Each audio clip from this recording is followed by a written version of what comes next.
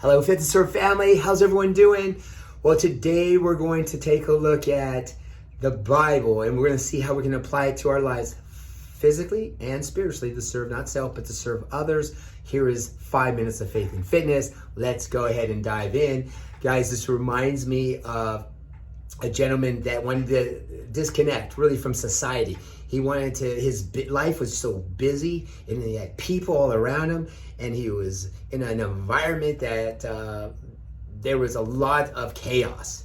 So he disconnected from his whole life and he went into this monastery lifestyle. He had a supervisor and a mentor.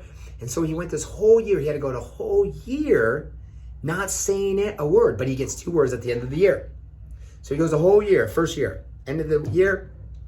Supervisor gives he says, you got your 2 words. He says, bed hard. That's it. All right. Back to not saying anything all year.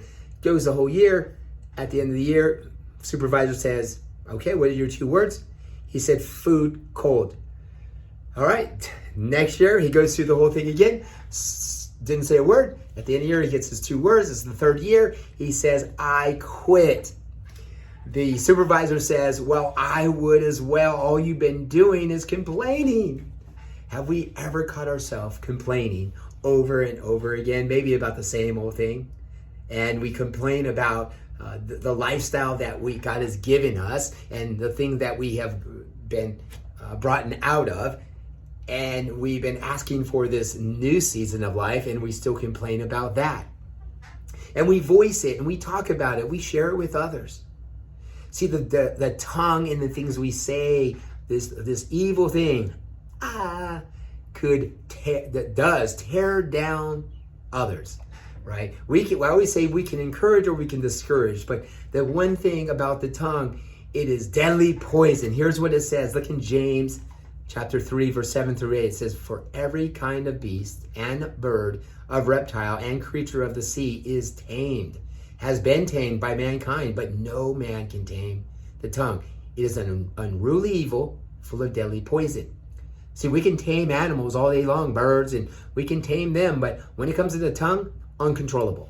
Uncontrollable. You ever been in your life situation where you're like, oh my gosh, why did I just say that? Maybe all the time, a lot of times, right? I've been a lot in situations like that. The thing is it takes so long to build relationships up. It takes so long to build a house up, but it can be taken away like that. A match, you can light up that home and it can be burnt down in hours. It's taken years. Same thing with our relationships.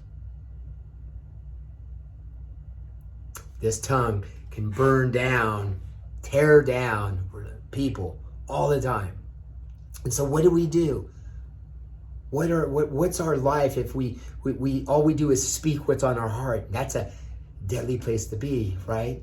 I just want to speak my heart. I want to tell you the truth. I want to share with you what's going on. Sometimes it's hard to control what comes out. You ever find yourself in that situation? I know I do. Listen to this. This is what it says in Romans 12, verses 1 through 2. I beseech you, therefore, brethren, by the mercies of God, that you present your bodies as a living sacrifice, holy and acceptable to God, which is your reasonable service.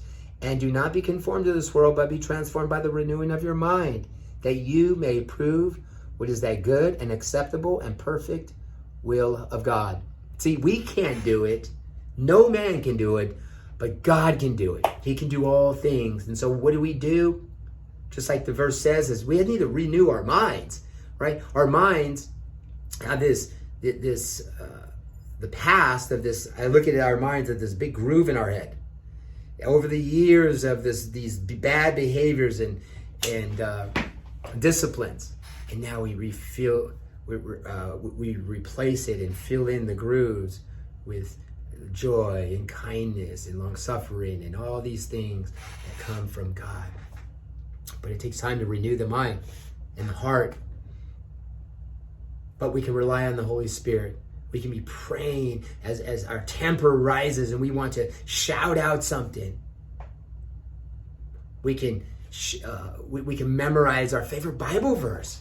Are we in God's word? Are we memorizing the things that he has put on our heart? What are those things that trigger us?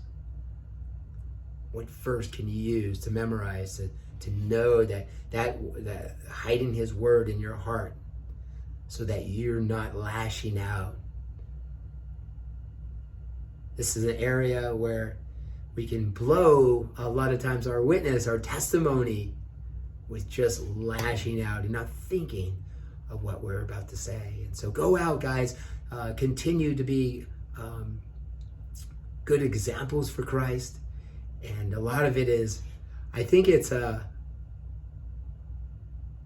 18,000 words or, well, I'm not sure. Some big number of words of how many words come out of his mouth every single day. It's a lot. Probably more than others. I know a lot for me. Those who talk a lot, right? And so go out there, guys. Use your that tongue for encouraging others and lifting them up. God bless.